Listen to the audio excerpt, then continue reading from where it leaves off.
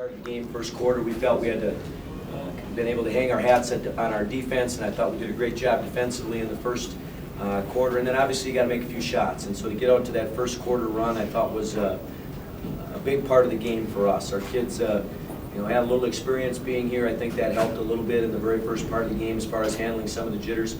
And they believe in what we do. They play great defense, and that's kind of been our badge of honor, I guess, for the last 4 or 6 weeks. All right, let's open it up for some questions. It's always a lot easier to defend a team that's got one really good player because you can really train your thoughts on that. And they're balanced. They had a number of guys that, coming in kind of similar to us, where they, average 12, 13, 11 points a game, and then some of those guys would get to 20 or 25-point games. So being able to defend a team with balance, I think, is a little bit tougher at times, and that was a big concern of mine, that would we be able to match up at every spot with them. Pete, Mike Van Thiel had 10 and 10 going against the 6'7" kid. Your bigs play a little bigger than they are. What does he ever? And all our bigs do. Mike's had just a great couple of weeks. He played very well in the sectional final game defensively. He's one of those kind of unsung heroes. The guy doesn't say much. He's a pretty quiet guy, but he plays with a great deal of passion and heart. And so that does stretch him out a little bit. He gets a lot of those hustle baskets. He plays great defense, and kind of is a poster child in some ways for the kind of team we want to be. For either Blake, or Ryan, just talk about this run that you guys have had, because I know that you guys feel that you've been playing consistent all season, but it seems like you guys have really taken it to the next level, especially since the sectional semifinal level. Well, I think all the way through the playoffs and even beginning a little bit before the playoffs, as a team, we've been really coming together and developing that team chemistry and wanting to do anything we can for the teammates that are out there. Bench players, they stand up every time we score. They're cheering us on, yelling screens, and we do everything we can for each other, and that's what really helps us. Yeah, our run has been great, just because all the way that the coaches prepare us for practice and the games, just gotta go out there and play, and then all our fans coming out, and then all the players just contributing the way they do, and all the players on the bench. So.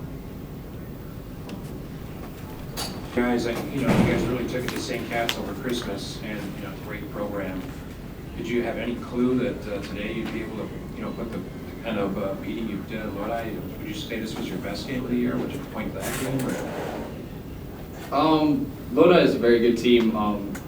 Coming into the game, we really respected them. Like Coach Kittle said, they have a lot of balance, a lot of great players that can do good things with the ball.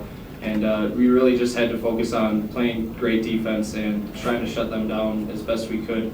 And thankfully, we came out on top. Yeah, we just had to focus on the task at hand with Lodi, and the Racine game helped us just in a way to prepare for playing on the college court at Concordia, and I think it helped out here with playing defense in the full court. Pete, how important was it at halftime to send a message that this isn't over yet, and your kids came out and played that way too?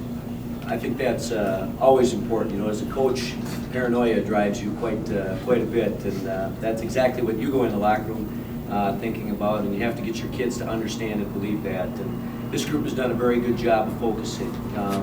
One of the keys, I think, when you talk about our season was, I thought, end of January, early February, we were playing okay, but we weren't playing great, and so we took some time and tried to refocus and get them to really reflect on what it was going to take for us to be successful down the stretch. And this group is mature enough to be able to identify those things. They picked out 3 goals at that time that they felt they had to get better at, and I think they've done a great job of that. And so I think that speaks volumes about their desire and their willingness to be coached and to continue to improve.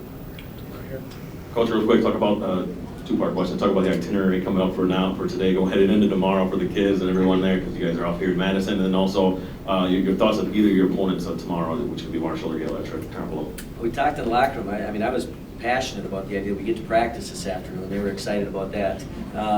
It'll be their kind of practice a little bit, be a little bit of a walkthrough, but that's a big part. You gotta physically, you gotta get your kids to recover. We've had some kids that have been sick here early in the week, and so you worry about the physical part of it. So they got to take care of themselves physically. And then as coaches, we've done a little bit of pre-scouting, but now we understand when this game is finished, we'll know who we're going to focus on, what we have to do from there. So I think you've got 2 very good teams in Marshall and in GET. You don't get to this level When I looked at the field coming in, I thought we were very balanced, and I thought you're going to see a lot of similarities from all the programs, and so we'll be excited.